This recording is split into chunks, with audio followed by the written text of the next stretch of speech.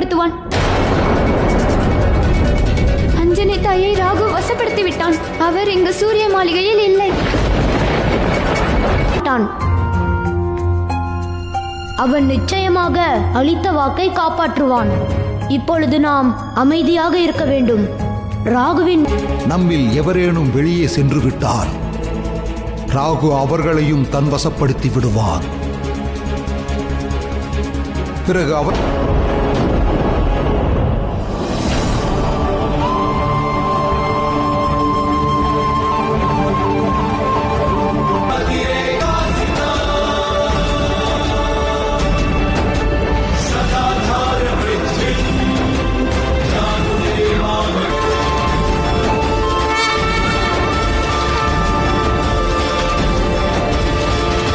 பயிற்சியானது இன்றே முழுமையாக நாம் அவரை தடுத்தாக வேண்டும். காகமே, ஒருவேளை அந்த ராகு அவரை வசப்படுத்தி இருந்தால் ஏதாவது சங்கடம் ஏற்பட்டுவிடும்.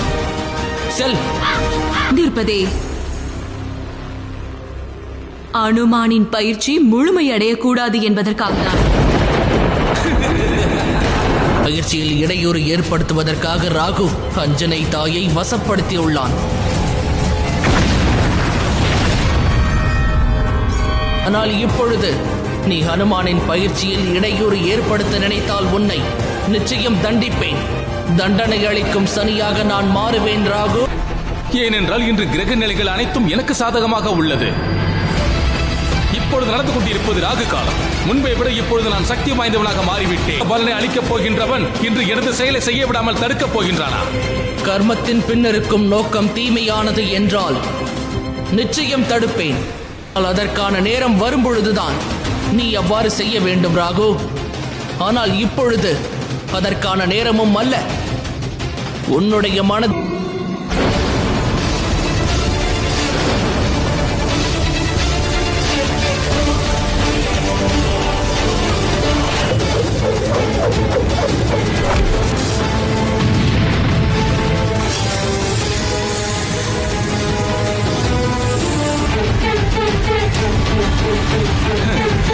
நீ அனுமானுக்கு வாக்களித்திருந்தாய் அல்லவா? அவனுடைய தாய்க்கு எதுவும் ஆகாதென்று.